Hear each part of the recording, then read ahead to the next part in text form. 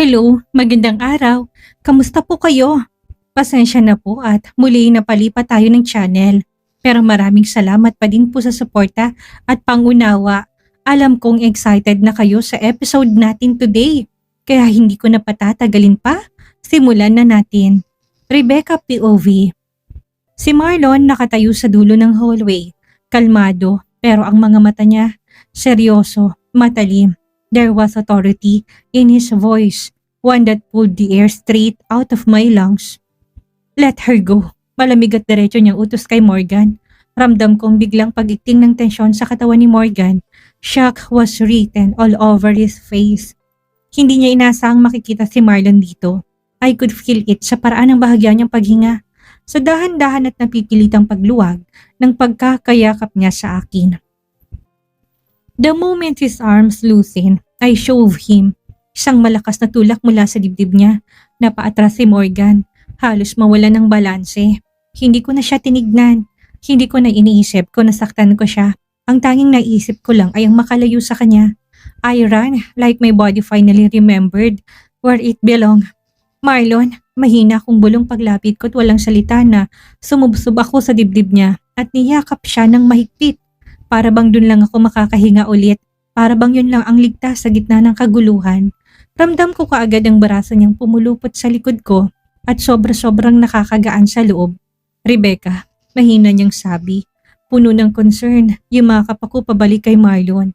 Ngunit sa gilid ng mga mata, nahuli ko si Morgan. He froze, para siyang estatwa na nilagyan ng bitak sa gitna. And I swear, there was pain in his eyes. Hindi lang basta kirot, kundi yung sakit. Pain along with anger. Nakita ko kung paano nagalawan ng muscles niya sa panga, kung paano humigpit ang mga kamao niya as if he was holding himself back from exploding. Then, suddenly, as if that pain and anger never crossed his face, pinalitan niya ng malamig na anyo, one that made him look like a stranger, someone carved out of ice. Pero wala akong pakialam sa kahit na anong emosyon niya. Mas sumigpit ang yakap ko kay Marlon. Parang doon ako kumukuha ng lakas. Siya naman dahan-dahang hinahagod ang likod ko, comforting in a way I desperately needed. Rebecca, hey, you're shaking. Bulong niya, ramdam kong genuine worry sa boses niya.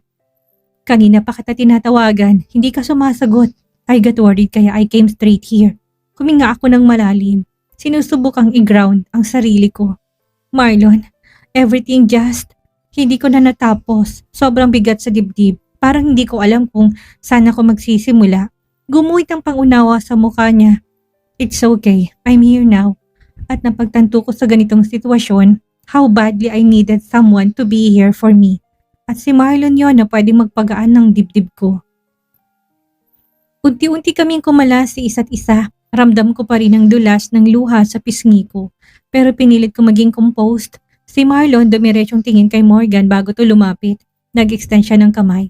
Polite, smooth, professional. Good evening, Alcarte. Sabi ni Marlon. It's been a while. Kamusta? Pero si Morgan, ilang segundo niyang tinitigan ang kamay ni Marlon. Nagdadalawang isip kung tatanggapin o hindi.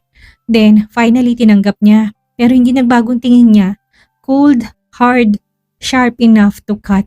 Kung nakamamatay ang tingin, baka kanina pa bumagsak sa sahig si Marlon. I felt the tension crawling between them. Like electricity, dangerous, unpredictable. Pero si Marlon, kahit halata ang pag-iingat, nanatiling composed. He shook Morgan's hand firmly, professionally. I hope everything's under control here, he said evenly. Ayoko makaabala, I just came because Rebecca needed someone. Sumilay ang isang ngisi mula sa labi ni Morgan. Dangerous, mocking, parang hinahamon ng buong mundo. Needed someone? Inulit niya, mababa ang boses at may halong panunuya. Bakit? Who exactly are you in her life, Marlon? Mula noon hanggang ngayon, epal ka. His tone sliced through the air. Ramdam kong tensyon na parang sasabog pero si Marlon, nanatiling kalmado, he even chuckled softly. The kind of laugh that tells you he won't back down. I'm Rebecca's personal attorney. Sagot niya, steady, may kumpiyansa. And, attorney lang. Putol ni Morgan, hindi na itagong yabang sa boses nito. Baka nakakalimutan mo kung sino ako sa buhay niya. Ako ang asawa hanggang ngayon. Bagyatong yumuko para tumapat kay Marlon. his voice dropping even lower. At hindi ko kailangan ng abogado para malaman kung saan siya dapat pumanig. Napangisi si Marlon. Hindi rin nagpatalo. Right, husband. Tumango siya na parang kinikilala yun. Pero may halong sarcasm. Funny, how you only remember that title kapag may kalaban ka. Nakita ko kung paano kumibot ang labi ni Morgan. Narinig ko rin ang malalim na hininga ni Marlon. Pero hindi siya umatras. At sa gilid ko si Candice. Tahimik, naninigas ang katawan. I could see her shaking, pero hindi dahil sa takot kay Morgan, kundi sa galit na hindi niya mailabas. Para siyang sasabog pero hindi pwedeng gumawa ng ingay. Hindi ko alam kung anong mas nakakakaba, ang lamig ng tingin ni Morgan, ang tikas na sagot ni Marlon, o ang paninigas ni Candice na parang pinitpit ang pride niya. Lalo pang luminaw ang boses ni Marlon. If Rebecca needed someone tonight, I'm glad I came. At least, may isang tao na hindi niya kailangang katakutan na handa siyang ipaglaban. Is that so? Balik agad ni Morgan. Then maybe you should stop pretending na may lugar ka sa buhay niya. Hindi ikaw ang pipiliin niya. Ano yan na parang sigurado sa magiging desisyon ko? Parehong tumalim ang mga mata nila. Parehong ayaw magpatalo at bago pa sila magkainitan, lumapit na ako. Morgan, Marlon, please. Humgit na ako. Hawak ang hangin na parang sinusubukan kong pigilan ang dalawang bagyong magbabanggaan. Enough. Huwag kayo dito mag-away. Tama na eksena kanina. Pero kahit na sinabi kong enough, hindi agad humupa ang tensyon. Ramdam ko sa dalawang init ng dugo. Ang galit, ang pride na ayaw magpatalo. Parang bawat salita ay bala. Hinawakan kong braso ni Marlon, hooping head, calm down at tumingin ako kay Morgan. Malamig, nagmamando. Puno ng tanong at hindi inaamin na sakit. Gusto ko silang sigawan, pero ang lumabas lang ay pabulong na, nanginginig. Please, stop. Hindi pa man tuluyang humuhupa ang tensyon sa pagitan ng dalawang lalaki, biglang sumabat si Candice. Matinis, puno ng pang-uya. Now I see. Aniya, nakataas ang kilay at nakangiting mapanlait.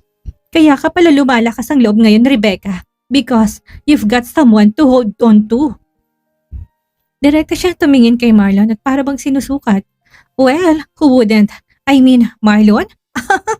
Tumawa siya pero walang halong saya. Every woman would cling to him. Coming from a family of top attorneys.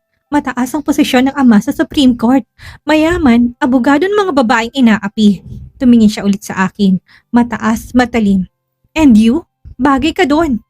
Huling linya niya, puno ng sarcasm. Sinasaksak ang tenga ko ng pangungutya. I couldn't stop myself. I chuckled. Hindi dahil natutuwa ako, kundi dahil sa pagkadesperado niya. I swear, Candice, you took too much. Sagot ko, diretso hindi nagpaligoy. You think may kinakapitan ako? No, I'm standing on my own feet. Something you never learned to do. Tumahimik ka na, Candice. Baka kalad ka rin kita palabas ng hospital na to. May banta ang tinig ko. Umangat ang baba niya at hindi natatakot. What? You drag me out of this hospital? You? Tumawa siya ng walang class. May halong pang mamaliit. Who do you think you are to do that? Huminga ako ng malalim. I crossed my arms. Hindi para magmukhang matapang, kundi dahil hindi ko gustong makita niyang nanginginig pang mga kamay ko sa pinipigilang galit. Lumapit ako sa kanya, unti-unti, hanggang halos magkaharap na kami. You really want to know who I am? Bulungkot, mababa pero buo. Candice, soon you'll scream to the top of your lungs when you finally figure it out. Lalaki ang mata niya. At oo, nakita ko. Yung mabilis sa pagkagtras ng paa niya, maliit pero hindi nakaligtas sa paningin ko. Tinuloy ko pa, mas mababa ang tono. At kapag dumating ang araw na yon, ngumiti ako pero walang kabuhay-buhay. Baka manginig pa yung mga tuhod mo sa takot. Napalunok siya at natahimik si Candice. Sa loob ko, unti-unting nag-aapoy ang fairness na matagal kong tinakpan. Pero ngayon, hindi ko na kayang pigilan. Tumaas pa lalong noon ni Candice at pili pinabalik ang yabang na ilang segundo lang niyang nawala. We're not done, Rebecca, Marinyang sabi. Boses niyang parang pangil na nakaamba. Don't think this ends here. You started something you can finish. Napangisi ako. Hindi dahil impress ako, kundi dahil nakikita kong desperado siyang bumawi. Oh, trust me, Candice. Sagot ko, hindi mo lang kumurap. Whatever you think you can start with me, I can end it twice as fast. You don't threaten me with something you can't even back up. Napipi siya at kumibot-kibot ang bibig niya. Parang natuyuan ng laway sa gulat at inis. Ang tagasunod na nangyari, palabog siyang tumalikod. Halos lumipad ang buhok niya sa bilis ng pagtalikod. Ramdam ko ang puot na bumabalot sa katawan niya. Nakakuyom ang dalawang kamao. Galit na halos magliyab. I couldn't help it. Napangiti ako ng bahagya. Satisfying. Sa gilid ng mga mata ko, nakikita ko si Morgan. Tahimik pero ang panga niya nakaklench. Ang mga mata niya madilim. Halatang umaapoy ang galit at selos. Para siyang bomba na hindi mo alam kung kailan sasabog. Well, that's good. But I didn't care. Not now. Huminga ako ng malalim. Inayos ang sarili ko at lumingon kay Marlon. Ang tanging presensya sa paligid na nagbibigay sa akin ng konting comfort. Lumapit ako sa kanya at marahang kinawit ang braso niya. Let's go, bulong ko, softly. Halika, ipapakilala kita kina Athena at Aryan. Sumilay ang matamis ng ngiti sa labi ni Marlon. Tumango siya, agad na sumabay sa hakbang ko at kahit naramdam kong titig ni Morgan sa likod ko, matalim, mapanganib at parang hinihiwang dibdib niya, hindi na ako lumingon. Kung gusto niyang maginit ang ulo, problema niya na yon. Pagpasok namin sa loob ng kwarto, nakita ko ang kambal. Parehong nakakapit sa lola nila, nanginginig at namumugto ang mga mata habang nakaupo sa hospital bed. Mommy! Sabay na bulong nila, halos basag ang boses. Parang may humila sa dibdib ko sa eksenang naabutan ko. Agad ako lumapit sa kanya at agad ko silang niyakap. I'm here. I'm so sorry. I'm so sorry. Bulong ko habang hinahagod ang likod nila. Ramdam kong higpit ng kapit nila sa akin. Ramdam ko ang takot nila. The kind of fear kids shouldn't have to feel ever. Mommy, scared? Si Athena tabol ang hininga. Don't leave again. Don't leave. Si Aryan, paulit-ulit na bulong. Kinaplas ko ang buhok nila, pinipilit gawing steady ang boses ko kahit ako mismong nanginginig pa. I won't. I'm here now. No one's going to hurt you. Promise, sweethearts. Unti-unti silang tumahan. Hingal na parehong bumabalik ng kulay sa mga mukha nila. Nang kumalma na sila, umupo ako sa tabi upang hindi sila mabigla. Nakatingin lang si Zed sa amin. Halatang naiiyak din pero matatag para sa kambal. Pagka-stable ng mood ng mga bata, napangiti ako ng marahan. Athena, Aryan, may ipapakilala ko sa inyo. Hinawakan kong kamay ni Marlon na nakatayo sa gilid ko mula pa kanina. Lumapit siya at bahagyang yumuko to match their height. This is Marlon, sabi ko softly. He's mommy's friend and is here to help us. Tumaas ang tingin ng kambal kay Marlon. Tahimik sila pero hindi na kasing takot. Si Marlon naman, gentle lahat ng kilos. Parang natatakot at masyadong gumalaw para hindi sila ma-intimidate. He even softened his voice. It's nice to meet you, sabi niya.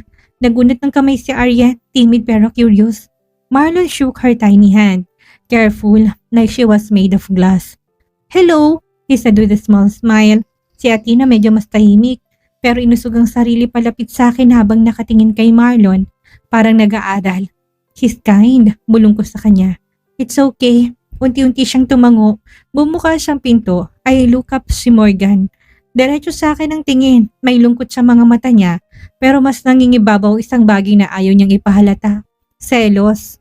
Yung selos na hindi niya kayang itago kahit napilitin niyang gawing blankong muka. Tahimik lang siyang sumandal sa dingding pero hindi ko kailangan ng X-ray vision para makita ko ano talagang nangyayari sa loob niya. His jaw was tight, eyes narrowed, the kind of look na alam kong selos na selos siya pero pilit pinipigilan at lalo pa siyang nanigas na mapansin niyang nagiging comfortable ang kambal kay Marlon. Good, masarap pala panoorin si Morgan na nagngingit-ngit pero walang magawa. Finally, he gets a taste of what it feels like to be invisible, to be treated like air. Yung tipong kahit sumigaw siya, wala akong pakialam. Sina Lucy at Zed umupo sa sofa. Halatang naiilang sa tensyon sa loob ng kwarto pero ako deadma. Wala akong balak ayusin ang mood. I want him to feel every single emotion he once forced me to swallow. The pain, the neglect, the helplessness. Nakakita ko rin kung paano palihim na tinitingnan ni Seth si Morgan. Yung tingin na parang, anak, bakit kailangan mong maranasan to? Pero kahit pa maawa si Seth, wala na sa akin yun. Deserve niya. Deserve niya lahat. Diba, sa resort ka rin nakatira, Tito Marlon?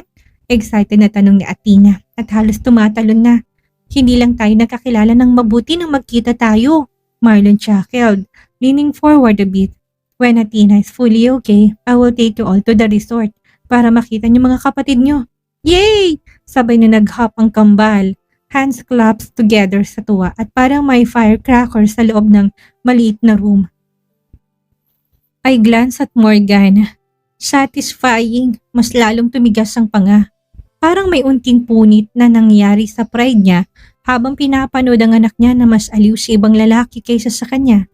Nasasaktan ka? Good. Feel it. Feel everything. Tumunog bigla ang phone ko. I glance at the screen. Joshua. Napatingin ako kay Marlon, then kay Lucy at Seth. I will just take this outside, sabi ko.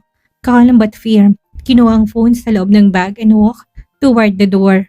Ramdam kong tingin ni Morgan sa likod ko. Heavy and burning, pero hindi ako lumingon.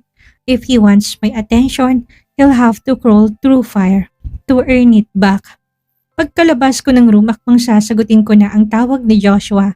Hindi ko pa man nilalapit ang phone sa tenga ko, may biglang humawak ng mahigpit sa braso ko. Hey, hindi ko natapos ang gusto kong sasabihin dahil hindi na niya ako palayo. Diretso sa isang sulok na walang dumadaan. Halos mapatid pa ako sa hakbang ko sa sobrang bilis. And before I could even react, sinundan niya ako sa pader. My back hit the cold surface, phone slipping from my hand and clattering on the floor. Nalaki ang mata ko. Si Morgan. At bago pa ako makahinga, he leaned down and crashed his mouth into mine. Wala man lang kalambing-lambing. It was a seizure. Brutal. Desperate. His grip caged me in. Hands pinning mine against the wall. And for a second, just one stupid second, para ko natigilan. Parang nahila ko pabalik sa dating Rebeccaang marupok sa halik niya at haplos. My mind blank, my lips froze. My heartbeat went wild, like it remembered him too well. But then I snapped out of it. I shook my head to regain myself, and with every ounce of strength I had, tinulak ko siya at bahagya siyang dapa atras. Morgan, mabilis na tumaas ang isang kamay ko. I slapped him. A loud, sharp crack echoed in the empty hallway. He froze. You have no right to kiss me, I hissed, pointing a trembling finger at him. Don't you ever touch me like that again. Pinunasan kong labi ko, furious. I said, don't you dare. Akmang tatalikod na ako nang muling sumiklab ang mga mata niya at bigla niyang hinawakan ulit ang braso ko. Mas badiin ngayon. The gentle look he wore inside the room earlier gone was full with eyes. Rebecca, he growled, voice low and vicious. Did he kiss you? Humigpit pa lalong hawak niya. I scoffed. Let go. Did Marlon touch you, ha? Tumaas pa lalong boses niya. May gigil. Binibenta mo bang katawan mo sa kanya? Kaya ang tapang mo na ngayon? Masaya ka ba sa kanya? Mas magaling ba siya sa akin sa kama, ha? Rebecca? Tumaas ulit ang kamay ko. Another slap. Mas malakas, mas direkta. You're disgusting, maring kong sabi. Nanginginig ang dibdib sa galit. Is that really how low you think of me? Rebecca, no. I step closer, chin up, eyes burning. If you dare insult me like that again, Morgan, I swear, I'll make sure hindi mo na magagamit ang bibig mo para mangusga kahit na kanino. He stared at me, chest rising and falling, fury and something else, hurt, swirling in his eyes. But I didn't care. Not anymore. Wala na akong pakialam. I yanked my arm free, wiped my mouth again, and spat quietly. You lost every right to me a long time ago. Then I turned my back on him, and this time he couldn't stop me. Hindi pa man ako nakakalayo, may biglang mainit na bisig ang pumulupot sa bewang ko mula sa likod. Rebecca, please. Nanigas ako. His chest pressed against my back, his breath shaking. Parang malapit nang sumabog sa bigat ng lahat ng pinipigil niya. I'm asking for a second chance, he whispered, voice crack and raw. Let me fix this. Let me fix us. Just don't walk away from me like this. Humigpit ang yakap niya. Halos parang takot siyang mawala ako. Kapag kumilos ako ng kaunti, para sa isang iglap, I felt the tremor in his arms. Ang sakit, ang desperate edge, pero mas lalo kong tumigas. Morgan, malamig kong saad. Let go. Rebecca, please. I will do everything. I will fix whatever I broke. Just tell me how. Just once, just forgive me. Pilit niyang nilalapit ang noo niya sa balikat ko. Hingal, pleading, angry, devastated, lahat sabay-sabay. Pero hindi na yun tumago sa akin. Wala na yung puwang sa puso ko. I slowly turned around, forcing his arms to fall from my waist. Humarap ako sa kanya, walang takot, walang pag-aalinlangan. His eyes were bloodshot, full of panic he couldn't hide. Wala kang aayusin, sabi ko, firm and steady, because there's nothing left to fix. Rebecca, let's annul our marriage. He froze. His entire face broke a single blink, and the world around us seemed to stop moving. Ano? Halos pabulo niya at parang di makapaniwala. Narinig mo ko. I didn't flinch. I want an annulment. Rebecca, hindi. Galit ka lang. I'm done. Putol ko't walang pagdadalawang isip. This isn't anger. This is a decision. And I'm not taking it back. He shook his head, stepping forwards as if the earth itself was crushing him. Don't say that, please. Don't do this to us. There is no us, Morgan. I held his gaze, unblinking. You lost that a long time ago. His jaw dropped slightly, eyes glistening with something he never dared show before. Fear. Real fear. Pero ako wala na. Wala nang panginginig. Wala nang hesitation. Just freedom waiting at the other end of the hallway. Tinalikuran ko siya kahit naririnig kong paghingi niya. Nawasak at ang malutong na pagkabasag ng huling pag-asa niya sa pagitan namin. At aminin ko man o hindi, nasaktan ako. And I hate this.